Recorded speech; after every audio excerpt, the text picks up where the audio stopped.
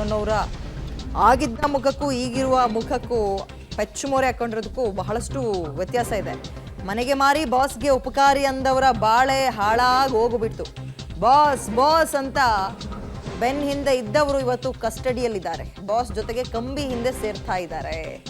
ನಿಜಕ್ಕೂ ಅವ್ರ ಮನೆಯವ್ರ ಪರಿಸ್ಥಿತಿ ಹೇಳತ್ತಿರೋದು.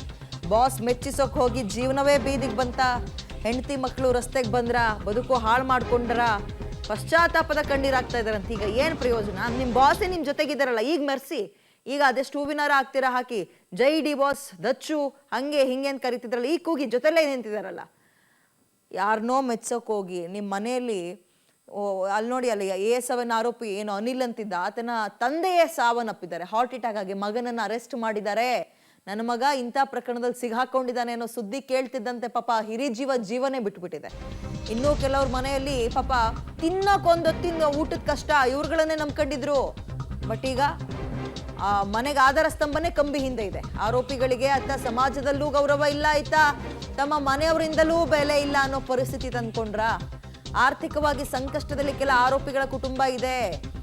ನಿಮ್ಮ ಡಿ ಬಾಸ್ ಅಥವಾ ದರ್ಶನ್ ಅವ್ರ ಮನೆಯ ಆರ್ಥಿಕ ಪರಿಸ್ಥಿತಿಗೂ ಬಾಸ್ ಬಾಸ್ ಅಂತ ಇದ್ದವರ ಅವ್ರ ಮನೆಯ ಆರ್ಥಿಕ ಪರಿಸ್ಥಿತಿಗೂ ಸ್ವಲ್ಪ ಅಲ್ಲ, ಅಜಗಜಾಂತರ ವ್ಯತ್ಯಾಸ ಇದೆ. ಗಮನಿಸ್ತಾ ಇದ್ದೀರಿ ಕೆಲ ಆರೋಪಿಗಳಲ್ಲಿ. ಅಂದ್ರೆ ಈಗ ಒಬ್ಬ ಆರೋಪಿಯ ತಾಯಿಯವರು ಪಾಪ ಆಕೆಯ ಮುಖಭಾವ ನೋಡಿ, ಅವ್ರಿರುವಂತಹ ಸುತ್ತ ಬ್ಯಾಕ್ಗ್ರೌಂಡ್ ನೋಡಿ, ಮನೆಯಾಗಿನೇ ಒಂದೊತ್ತು ಊಟಕ್ಕೂ ಕೂಡ ಅವತ್ತು ದುಡಿಬೇಕು, ಅವತ್ತು ತಿನ್ಬೇಕು. ಮಗಳು ಹಿಂಗೆ ಸೇರ್ಕೊಬಿಟ್ರೆ ಜೈಲಿಗೆ ಯಾರ ಹತ್ರ ಹೋಗ್ತಾರೆ, ಎಲ್ಲಿಗೆ ಹೋಗ್ತಾರೆ, ಮಗನ್ ನೋಡೋದು ಹೆಂಗೆ ಅಂತ ಗೊತ್ತಿಲ್ಲ ಅವ್ರಿಗೆ, ದಾರಿ ಗೊತ್ತಿಲ್ಲ. ಹೆಚ್ಚಿನ ಡೀಟೇಲ್ಸ್ ನಮ್ಮ ಪ್ರತಿನಿಧಿ ರಾಘು ನೀಡ್ತಾರೆ. ರಾಘು, ನಮ್ ಬಾಸು ಅಂತಿದ್ದವರು ಮನೆ ಹಾಳು ಮಾಡ್ಕೊಂಡು ಹೆಂಡತಿ ಮಕ್ಕಳನ್ನ ಬೀದಿಗೆ ತಂದು ತಂದೆ ತಾಯಿಗಳನ್ನ ಈ ರೀತಿಯ ಪರಿಸ್ಥಿತಿಯಲ್ಲಿ ನೋಡ್ತಿದ್ದಾರಲ್ಲ, ಬಹುಶಃ ಈಗೆಲ್ಲೋ ಸ್ವಲ್ಪ ನಾವು ಮಾಡಿದ ತಪ್ಪಾಯ್ತು ಅಂತ ಅರಿವು ಅವ್ರ ತಲೆಗೆ ಬಂದಿರ್ಬೋದೇನೋ ಅನ್ಸುತ್ತೆ ಅಲ್ವಾ? ಖಂಡಿತವಾಗಿಯೂ ವಿದ್ಯಾ, ಯಾಕಂದ್ರೆ ಅತಿರೇಕದ ಪರಮಾವಧಿ ಅನ್ನುವಂಥದ್ದು ಇದನ್ನ ನಿದರ್ಶನವಾಗಿ ನಾವು ತೆಗೆದುಕೊಳ್ಬೋದು. ಯಾಕಂದ್ರೆ ದಿನನಿತ್ಯ ಅವರು ದುಡಿದು ಆ ಮನೆಗಳನ್ನ ಸಾಕ್ತಾ ಇದ್ದಂಥವ್ರು, ಕುಟುಂಬಗಳನ್ನ ಸಾಕ್ತಾ ಇದ್ದಂಥವ್ರು. ಬಹಳ ಪ್ರಮುಖವಾಗಿ ಇರುವಂತ ಆರೋಪಿಗಳ ಪೈಕಿ ಅರ್ಧದಷ್ಟು ಜನ ಇವರ ಅಭಿಮಾನಿಗಳ ಸಂಘದಲ್ಲಿ ಗುರುತಿಸ್ಕೊಂಡಿದ್ದಂಥವ್ರು. ಅವರೆಲ್ಲರೂ ಕೂಡ ದಿನನಿತ್ಯ ಜೀವನವನ್ನ ಸಾಗಿಸಬೇಕಾದ್ರೆ ಆ ದಿನ ದುಡಿಲೇಬೇಕಾದಂಥ ಪರಿಸ್ಥಿತಿ. ಅವರ ಕುಟುಂಬಗಳು ಊಟ ಮಾಡಬೇಕಿದ್ರು ಕೂಡ ಆ ದಿನ ಅವರು ದುಡಿಲೇಬೇಕಾದಂಥ ಪರಿಸ್ಥಿತಿ. ಬಟ್ ಇವತ್ತು ಇವರೆಲ್ಲರೂ ಕೂಡ ಒಂದು ಹೊತ್ತಿನ ಊಟಕ್ಕೂ ಸಹ ಅವರ ಕುಟುಂಬದವರು ಕಷ್ಟಪಡಬೇಕು ಅಂತ ಪರಿಸ್ಥಿತಿಗೆ ತಂದೊಡ್ಡೋದ್ರ ಮುಖಾಂತರವಾಗಿ ಸಮಾಜದಲ್ಲೂ ಕೂಡ ಅವರನ್ನ ಕೆಟ್ಟ ದೃಷ್ಟಿಯಲ್ಲಿ ನೋಡಬೇಕು ಅಂತಹ ಸ್ಥಿತಿಗೆ ತಂದು ಒಡ್ಡಿದ್ದಾರೆ ಈ ಆರೋಪಿಗಳು ಅಂತ ಹೇಳಿದ್ರೆ ತಪ್ಪಾಗ್ಲಿಕ್ಕಿಲ್ಲ. ಯಾಕಂದ್ರೆ ಬಹಳ ಪ್ರಮುಖವಾಗಿ ಮೊನ್ನೆ ಎಲ್ಲ ನಾವು ನೋಡ್ತಾ ಇದ್ವಿ, ಅವರ ಕುಟುಂಬಸ್ಥರುಗಳನ್ನ ಮಾತಾಡಿಸಿರುವಂತಹ ದೃಶ್ಯಾವಳಿಗಳನ್ನ ನೋಡ್ತಾ ಇದ್ವಿ. ನಿಜಕ್ಕೂ ಎಷ್ಟೋ ಜನರಿಗೆ ನಮ್ಮ ಮಗ ಏನಾಗಿದ್ದಾನೆ ಎನ್ನುವಂತ ಮಾಹಿತಿ ಇಲ್ಲಂತ ಪರಿಸ್ಥಿತಿ ಇರುವಂತದ್ದು. ಇನ್ನೇ ಅದೆಷ್ಟೋ ಜನ ಇವ್ರುಗಳ ಮೇಲೆ ಡಿಪೆಂಡ್ ಆಗಿದ್ದಂಥವ್ರು, ಚಿಕ್ಕ ಮಕ್ಕಳಿರುವಂಥವ್ರು, ಇವರೆಲ್ಲರೂ ಕೂಡ ಆರೋಪಿಗಳ ಸ್ಥಾನದಲ್ಲಿ ಇರುವಂಥವ್ರು ಈಗ ಸದ್ಯ ಜೈಲಿನ ಕಂಬಿಯನ್ನ ಏಣಿಸುವಂತ ಪರಿಸ್ಥಿತಿ ನಿರ್ಮಾಣ ಆಗಿದೆ. ಆ ದರ್ಶನ್ ಅವರನ್ನ ಹೋಲಿಕೆಯನ್ನ ಮಾಡ್ಕೊಂಡ್ರೆ ಇವ್ರು ಯಾರು ಕೂಡ ಅಷ್ಟು ಪ್ರಬಲರಾಗಿಲ್ಲ. ಜೊತೆಗೆ ಆರ್ಥಿಕ ವಿಚಾರದಲ್ಲೂ ಕೂಡ ಅವ್ರು ಯಾರು ಕೂಡ ಅಷ್ಟು ಒಂದು ಸ್ಟೆಬಿಲಿಟಿ ಇಲ್ಲೇ ಇರುವಂತವ್ರು. ಸೊ ಈ ಕಾರಣಕ್ಕಾಗಿ ಎಲ್ಲೋ ಒಂದ್ ಕಡೆ ನಾವು ನಮ್ಮ ಬಾಸ್ ಅನ್ನ ಮೆರೆಸಬೇಕು ಅನ್ನುವಂತ, ಅವರನ್ನ ಮೆಚ್ಚಿಸಬೇಕು ಅನ್ನುವಂತ ನಿಟ್ಟಿನಲ್ಲಿ ಹೆಜ್ಜೆ ಇಟ್ಟಂತವ್ರು ಇವತ್ತು ಬಾಸ್ನ ಹಿಂದೆ ಜೈಕಾರವನ್ನ ಹಾಕಿ ಅವರ ಹಿಂದೆ ಕಂಬಿ ಎಣಿಸಬೇಕಾದಂತ ಪರಿಸ್ಥಿತಿ ನಿರ್ಮಾಣ ಆಗಿದೆ. ಒಂದಲ್ಲ ಎರಡಲ್ಲ, ಸರಿಸುಮಾರು ಈ ಒಂದು ಘಟನೆಯಿಂದ 20ಕ್ಕೂ ಹೆಚ್ಚು ಕುಟುಂಬಗಳು ಬೀದಿಗೆ ಬೀಳುವಂತ ಪರಿಸ್ಥಿತಿ ನಿರ್ಮಾಣ ಆಗಿದೆ.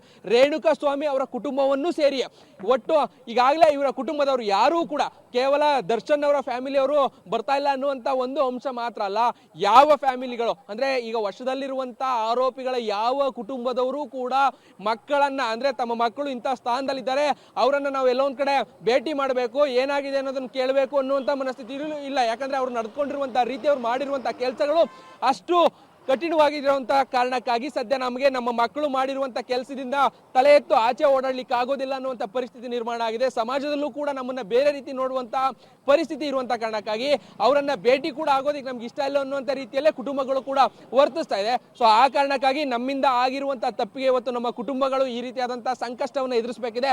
ಸೊ ಹಂಗಾಗಿ ನಾವು ಯಾಕಾದ್ರೂ ಇವರ ಜೊತೆ ಬಂದು ನಮ್ಮ ಸಮಯವನ್ನ ವ್ಯರ್ಥ ಮಾಡ್ಕೊಂಡು ಅನ್ನುವಂಥ ನಿಟ್ಟಿನಲ್ಲೂ ಕೂಡ ಇತ್ತ ಅವರ ಸಹಚರರು ಏನಿದಾರೋ ಅವರು ಕೂಡ ಪಶ್ಚಾತ್ತಾಪವನ್ನ ಪಡುವಂಥದ್ದು, ಅಲ್ಲಿರುವಂಥ ತನಿಖಾಧಿಕಾರಿಗಳ ಮುಂದೆ ಅವರು ಕೂಡ ಒಂದಷ್ಟು ಅಳಲನ್ನ ತೋಡ್ಕೊಂಡಿರುವಂಥದ್ದು ಗೊತ್ತಾಗಿರುವಂಥದ್ದು.